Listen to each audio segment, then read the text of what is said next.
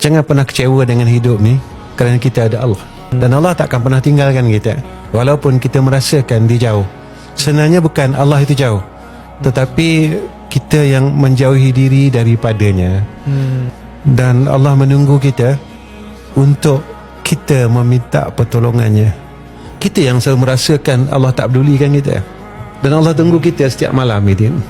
Dia nak dengar perkataan kita, ya Allah, aku ni sebenarnya ada masalah, aku sendiri tak boleh selesai. Boleh tak engkau selesaikan masalah? 2/3 malam, tak perlu pun kita nak sembahyang sunat. Cukup dengan kita taruh tangan, lalu kita meminta, ya Allah, aku susah, boleh tak kau tolong aku? Ya Allah, aku nak jadi orang baik, boleh tak engkau tolong aku?